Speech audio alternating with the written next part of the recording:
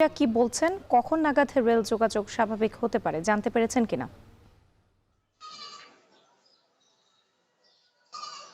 রাত্রি আপনাকে জানিয়ে রাখি যে গতকাল রাত্রে মন্থলা এলাকায়, হবিগঞ্জ জেলার মন্থলা এলাকায় একটি তেলবাহী ওয়াগন লাঞ্ছিত হওয়ার পরে মূলত সিলেটের সাথে সারা দেশের ট্রেন যোগাযোগ বন্ধ হয়ে যায়, যেটা এখন পর্যন্ত চলমান রয়েছে। যদিও গতকালকে ট্রেনের শিডিউল অনেকগুলো বাতিল করা হয়েছিল, কিন্তু আজকে সকাল থেকে সিলেট থেকে ঢাকা বা চট্টগ্রামগামী যে রেলগুলো রয়েছে, ট্রেনগুলো রয়েছে, সেগুলো কোনো শিডিউল বাতিল করা হয়নি। যদিও শিডিউল বিপর্যয় হয়েছে, বিশেষ করে কালনী এক্সপ্রেস ট্রেনটি ঢাকার উদ্দেশ্যে সকাল 6টা 15 মিনিটে ছেড়ে আসার কথা থাকলেও সেখানে 1.5 ঘন্টা দেরিতে ছেড়ে গিয়ে সেটা শেস্তাগঞ্জের দিকে চলে গিয়েছে, এবং পরবর্তীতে 10:30টার দিকে পাহাড়ি এক্সপ্রেস ট্রেনটি যেটি চট্টগ্রামে যাওয়ার কথা সেটিও 1.5 ঘন্টা পরে সেখান থেকে যাত্রা শুরু করে এখন অলরেডি সিঙ্গল স্টেশন ক্রস করে চলে গিয়েছে। যদিও ট্রেন চলাচল এখন পর্যন্ত স্বাভাবিক হয়নি। আমি এই বিষয়ে কথা বলেছিলাম খুলনা স্টেশন মাস্টার মুহিবুর রহমানের সাথে। তিনি আমাকে জানিয়েছেন যে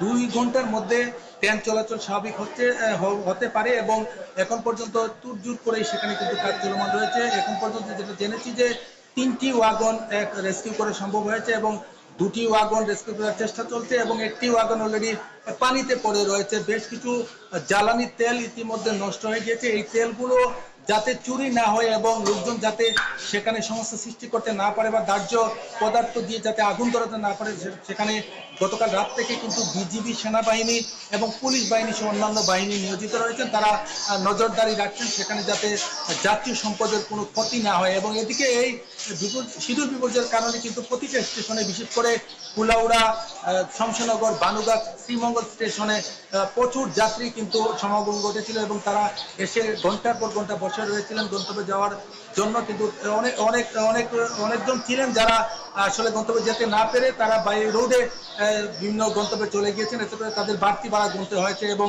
অনেকেই এসেছেন দেরিতে আসবে বলে স্টেশনে আসার পরে দেখেছেন ট্রেন চলে গিয়েছে। এই ছিল মৌলভীবাজার থেকে ট্রেন নিয়ে সবচেয়ে রাত্রে।